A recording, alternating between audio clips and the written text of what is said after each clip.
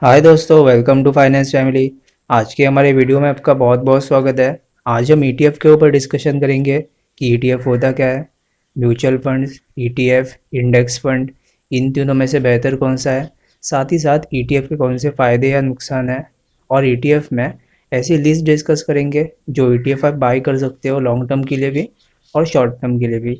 साथ ही साथ अगर आप इंडेक्स में ट्रेडिंग नहीं करना चाहते तो ईटीएफ आपके लिए एक ऑप्शन हो सकता है जिसमें लिवरेज भी नहीं है, लिक्विडिटी भी होती है काफ़ी ज़्यादा, तो वो एक ऑप्शन हो सकता है। उसके ऊपर भी आज हम डिस्कशन करेंगे। तो आज का वीडियो पूरा ज़रूर देखेगा। तो चलिए शुरू करते हैं आज के वीडियो को।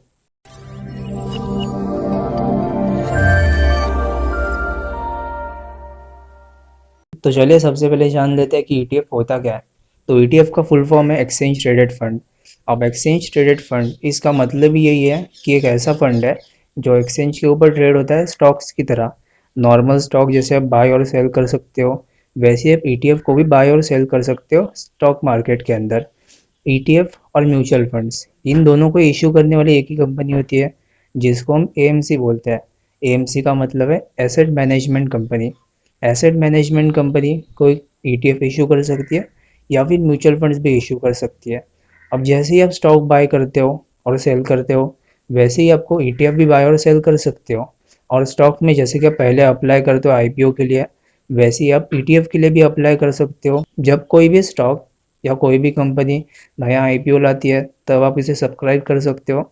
वैसे ही ईटीएफ में भी ऑप्शन होता है कि कोई एएमसी कंपनी अगर नया ईटीएफ लॉन्च करना चाहती है या फिर उसे लिस्ट करना चाहती है स्टॉक मार्केट में, तब आप उसे अप्लाई कर सकते हो एनएफओ को थ्रू। अब एनएफओ का मतलब है new fund offer. New fund offer यानी कि कोई भी एएमसी कंपनी जब पहली बार ईटीएफ या म्यूचुअल फंड लिस्ट करती है उसको बोलते हैं एनएफओ।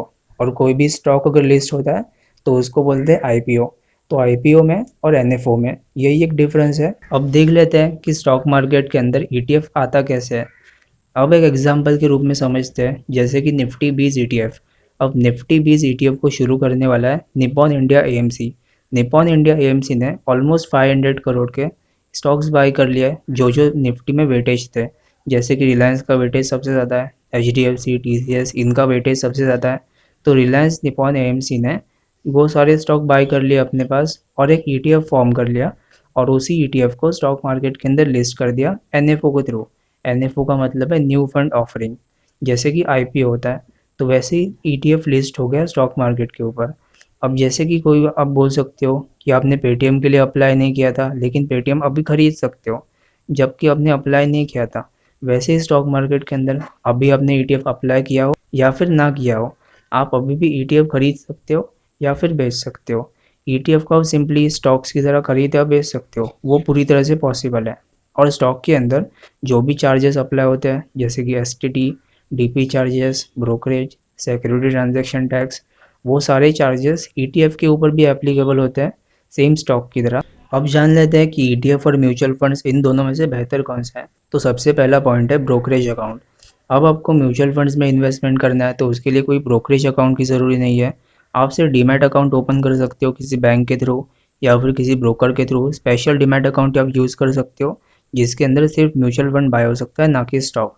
साथ ही साथ अगर आपको ईटीएफ बाय करना है तो उसके लिए स्टॉक्स के लिए डीमैट अकाउंट ओपन करना काफ़ी ज़रूरी है, एक स्पेसिफिक ब्रोकर के पास और एक रजिस्टर्ड ब्रोकर के पास। साथ ही साथ ईटीएफ के लिए आपका ब्रोकरेज भी ज़्यादा चार्ज होता है। लेकिन यही से हमारा दूसरा पॉइंट है कॉस्ट एफिशिएंसी। अब कॉस्ट एफिशिएंसी के टाइम में म्यूचुअल फंड्स में आप देखोगे कि चार्जेस काफ़ी ज़्यादा होती है म्यूचुअल फंड्स की। जैसे अगर कोई म्यूचुअल फंड एक्टिवली मैनेज हो रहा है तो उसके अंदर बाइंग और सेलिंग ज़्यादा होती है, उसके ट्रांजैक्शन थोड़े ज़्यादा हो सकते हैं, तो उसके लिए कॉस्ट एफिशिएंसी होती नहीं क्योंकि उसका चार्जेस भी ज़्यादा होते हैं। लेकिन ईटीएफ का ऐसा नहीं है।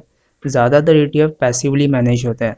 अब पैसिवली मैनेज का मतलब है हर एक क्वार्टर के अंदर जैसे ही इंडेक्स के अंदर वेटेजेस चेंज होते हैं, उन्हीं को कॉपी करके ईटीएफ भी खुद के अंदर वेटेजेस चेंज कर सकता है। जैसे मान लेते हैं कि रिलायंस का वेटेज थोड़ा कम हो जाता है और एचडीएफसी का वेटेज थोड़ा बढ़ जाता है निफ्टी के अंदर, तो वही कॉपी करके ईटीएफ भी वही कर लेगा। उसी को कॉपी करना है तो उसके लिए ज़्यादा चार्जेस की ज़रूरत नहीं है, ज़्यादा एक्सपेंडिचर की ज़रूरत नहीं है, तो एक्सपेंस रेशो काफ़ी कम होता है। अब म्यूचुअल फंड्स में भी दो टाइप्स होती है, पैसिवली मैनेज म्यूचुअल फंड और actively manage mutual fund. Passively manage mutual fund का मतलब है इंडेक्स फंड। अगर आप इंडेक्स फंड को या फिर पैसिवली मैनेज म्यूचुअल फंड को एक्टिव फंड से कंपेयर करो, तब आपको एक्टिव फंड का एक्सपेंस रेशियो काफ़ी ज़्यादा नज़र आएगा और पैसिव फंड का काफ़ी कम नज़र आएगा। यहाँ पर हमारा तीसरा पॉइंट है ईटीएफ और म्यूचुअल फंड को कंपैरिजन में, वो है लिक्विडिटी। तो अगर हम लिक्विडिटी की बात करें तो लिक्विडिटी म्यूचुअल फंड्स को और एएमसी में दोनों में ही काफ़ी होती है। अगर आपको म्यूचुअल फंड बाय करना है या फिर उसे रिडीम करना है, तब आप एएमसी के थ्रू रिडीम या बाय सेल कर सकते हो। लेकिन अगर आपको ईटीएफ बाय और सेल करना है, तब आपको एएमसी के थ्रू नहीं करना, आप किसी बायर के थ्रू या फिर सेलर के थ्रू जो भी स्टॉक एक्सचेंज के ऊपर अवेलेबल है उसी के थ्रू कर सकते हो। लेकिन ईटीएफ में एक प्रॉब्लम ऐसा भी होता है, अगर कोई छोटा ईटीएफ है जिसके अंदर लिक्विडिटी ज़्यादा होती नहीं, तो उसको बाय तो कर लोगे लेकिन सेल करने में प्रॉब्लम आ सकती है। और अगर आप उसे सेल कर लेते हो तब बाय करने में प्रॉब्लम आ सकती है, क्योंकि उसके अंदर वॉल्यूम थोड़ा सा कम होता है, लिक्विडिटी कम होती है। तो उसको बाय सेल में आप ऐसे मान सकते हो कोई ऐसा स्टॉक है जो सर्किट टू सर्किट काम करता है। जब किसी भी स्टॉक को लोअर सर्किट लग जाता है तब उसे सेल करना काफ़ी मुश्किल होता है, और अगर किसी स्टॉक को अपर सर्किट लग जाता है तब उसे बाय करना काफ़ी मुश्किल हो जाता है। वैसे ही छोटे ईटीएफ के लिए भी है, उसे बाय और सेल करना काफ़ी मुश्किल हो जाता है। लेकिन अगर आपको ईटीएफ चूज़ करना ही है ट्रेडिंग के लिए या इन्वेस्टमेंट के लिए, तब आप ऐसा ईटीएफ चूज़ कर सकते हो जिसमें लिक्विडिटी काफ़ी होती हो और अगर डेली बेसिस पे काफ़ी अच्छे वॉल्यूम ट्रेड होते हो, वैसा ईटीएफ चूज़ करना काफ़ी अच्छा रहता है अगर आप ट्रेडिंग भी करते हो या फिर इन्वेस्टमेंट के लिए भी। चौथे पॉइंट के ऊपर डिस्कस कर लेते हैं, जो कि है ट्रेडेड प्राइस। अब ट्रेडेड प्राइस का मतलब है जिस प्राइस के ऊपर बाय और सेल कर सकते हो उसे हम बोल सकते हैं ट्रेडेड प्राइस। अब यदि आपको म्यूचुअल फंड को बाय करना है या फिर सेल करना है, तब आप एएमसी के थ्रू कर सकते हो। लेकिन जो भी लास्ट ट्रेडेड प्राइस रहेगा, यानी कि दिन के क्लोजिंग में जो भी एनएवी फॉर्म होती है, उसी पर आप बाय और सेल कर सकते हो, ना कि उससे पहले, ना कि उससे बाद। इंट्राडे में आप बाय और सेल नहीं कर सकते। लेकिन ईटीएफ के साथ ऐसा नहीं है। ईटीएफ को अगर आपको बाय और सेल करना है तो आप मार्केट आवर्स में ही बाय और सेल कर सकते हो। अगर हम प्री ओपन की बात करें, जैसे कि 9 बजे से लेकर 9 बजे तक 8 बजे, वो टाइम पे आप स्टॉक बाय कर सकते हो लिमिट ऑर्डर लगा के। लेकिन वो टाइम पे आप ईटीएफ नहीं बाय कर सकते। ईटीएफ आपको 9:15 से लेकर 3:30 तक ही बाय करना है, ना कि उसके बाद, ना तो उससे पहले। पोस्ट मार्केट में आप चाहो तो इसे बाय कर सकते हो। पोस्ट मार्केट होता है 3:40 से लेकर 4 बजे तक, वहाँ पर आपको ईटीएफ बाय करने मिल जाता है। प्री ओपन में आप इसे बाय नहीं कर सकते और ना तो क्लोजिंग पे आप इसे बाय कर सकते हो। तो हमारा नेक्स्ट पॉइंट है होल्डिंग ट्रांसपेरेंसी। अब होल्डिंग ट्रांसपेरेंसी का मतलब है कि एएमसी कितने टाइम के अंदर अपनी होल्डिंग डिस्क्लोज करती है पब्लिकली।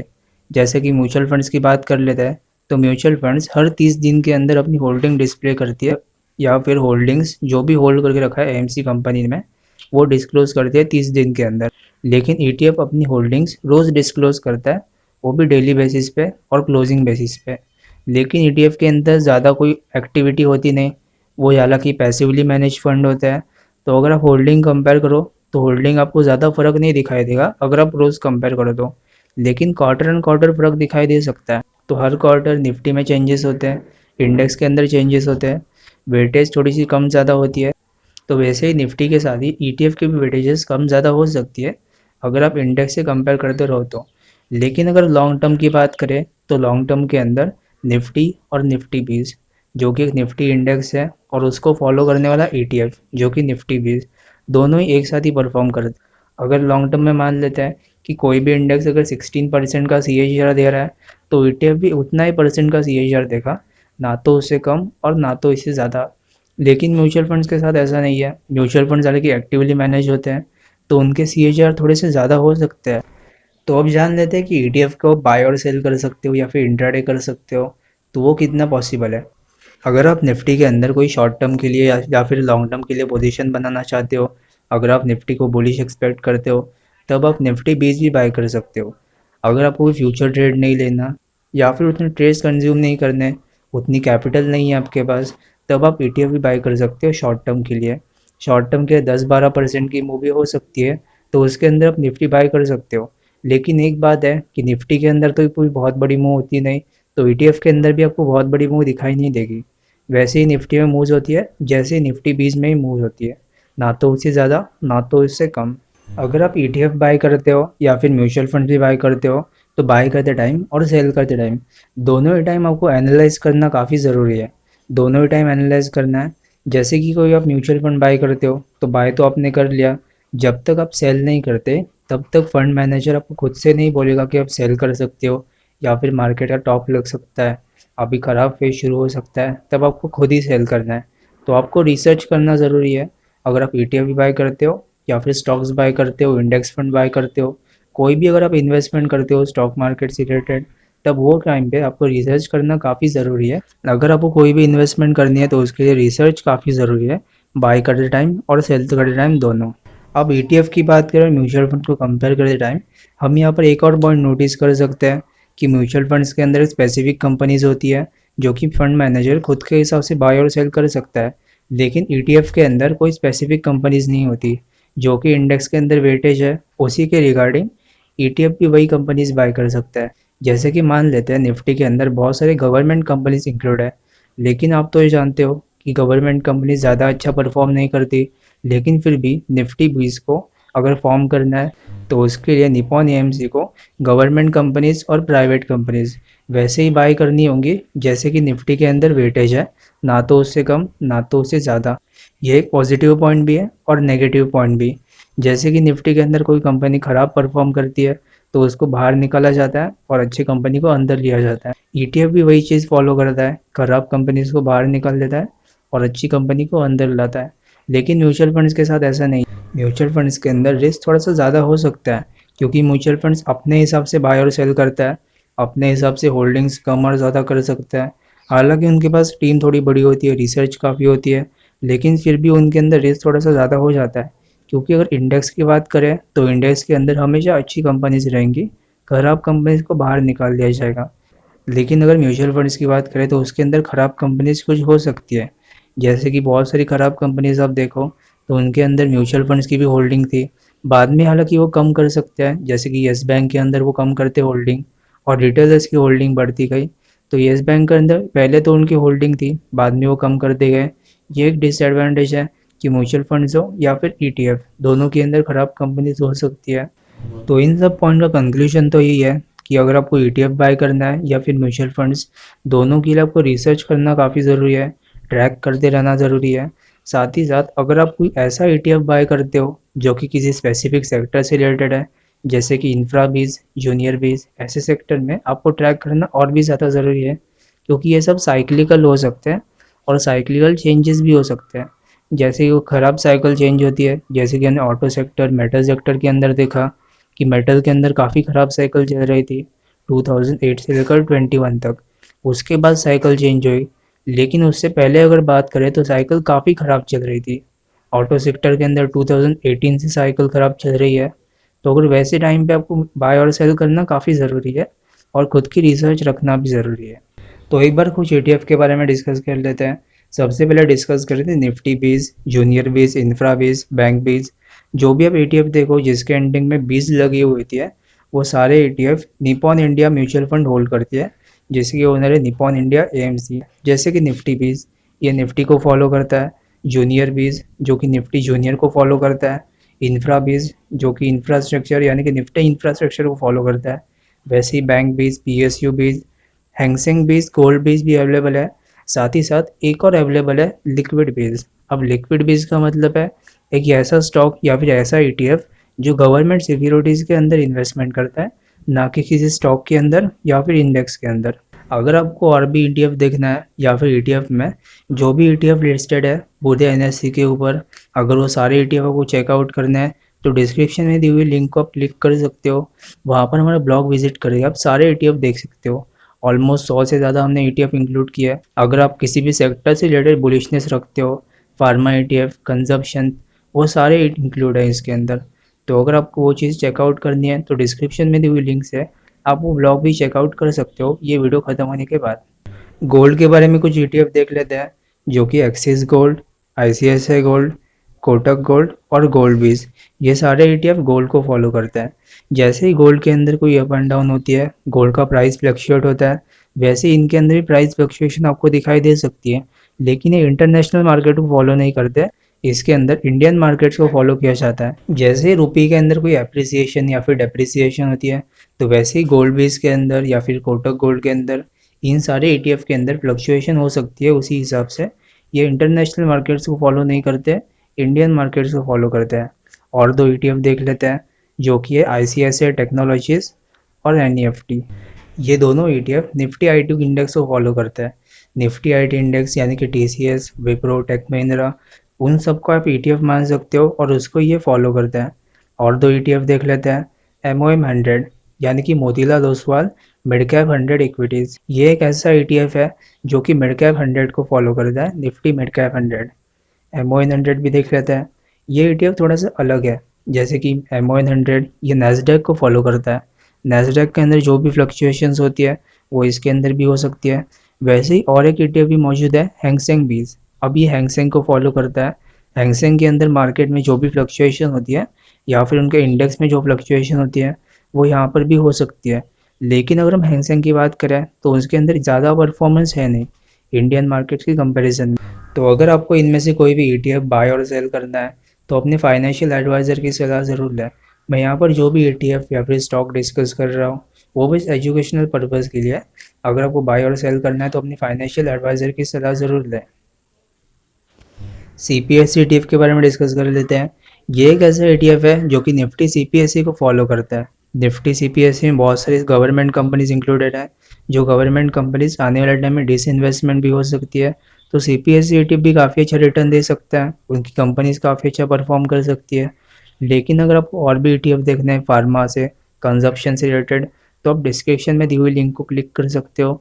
हमने अपने ब्लॉग पे बहुत सारे ETF इंक्लूड किए हुए हैं। तो इस वीडियो का कंक्लूजन यही है कि कोई भी ETF या फिर ETF जो आप देखते हो वो ETF आप स्टॉक की तरह बाय और सेल तो कर सकते हो, लेकिन वो स्टॉक नहीं है, वो एक पोर्टफोलियो है जो कि इंडेक्स को फॉलो करता है। लेकिन अब कोई भी आपको इन्वेस्टमेंट करनी है ETF के अंदर, म्यूचुअल फंड के अंदर, इंडेक्स फंड के अंदर, तब आपको रिसर्च करना काफ़ी ज़रूरी है। रिसर्च करते टाइम आपको बाय करते टाइम भी रिसर्च करना है, सेल करते टाइम भी रिसर्च करना है, तभी वो म्यूचुअल फंड्स या फिर आपकी इन्वेस्टमेंट काम हो सकती है। नहीं तो आप लॉस कर सकते हो काफ़ी अच्छे से। लेकिन अगर आपको ETF बाय और सेल करना है तब आप वही ETF चूज़ कीजिएगा जिनके अंदर वॉल्यूम काफ़ी अच्छा होता है। ऐसे भी बहुत सारे ETF है जिसका नाम ही किसी ने नहीं सुना, उनके अंदर वॉल्यूम काफ़ी छोटा होता है। AMC कंपनी भी काफ़ी छोटी होती है, तो उसके अंदर आपको बाय और सेल नहीं करना। निपॉन इंडिया के AMC में जो भी ETF लिस्ट किए हुए हैं उन सारों में लिक्विडिटी की कोई इश्यू नहीं होती, वो सारे अच्छे से लिक्विड ETF होता है, उनमें कोई बाय और सेल करने में आपको प्रॉब्लम नहीं आ सकती। तब आपको वो ETF बाय करना है, तब तो कोई प्रॉब्लम नहीं है। लेकिन अगर कोई बाकी ETF को बाय करना है जैसे कि CPSE ETF, उनमें भी कोई प्रॉब्लम नहीं है। कोई भी अगर जब छोटे कंपनीज का ETF बाय करते हो तो उनके अंदर लिक्विडिटी के थोड़े इशू हो सकते हैं। तो इसी के साथ मैं आज का वीडियो ख़त्म करता हूँ। तो डिस्क्रिप्शन में दी हुई लिंक से आप ब्लॉग को चेकआउट कर सकते हो, जिसके अंदर बहुत सारे ETF की लिस्ट मौजूद है। बहुत सारे ETF जिसको आप पसंद कर सकते हो, sectoral wise ETF, index ETF, बहुत सारे ETF मौजूद हैं। तो आप ब्लॉग को चेकआउट कर सकते हो ये वीडियो ख़त्म होने के बाद। तो अगर आपको आज का वीडियो पसंद आया हो तो इसे लाइक ज़रूर कीजिएगा, अपने दोस्तों के साथ भी ज़रूर शेयर कीजिएगा। और अगर कुछ भी आपको पसंद आया हो इस वीडियो के अंदर तो इसे लाइक ज़रूर कीजिएगा और हमारे चैनल को भी सब्सक्राइब कर दीजिएगा। Thank you.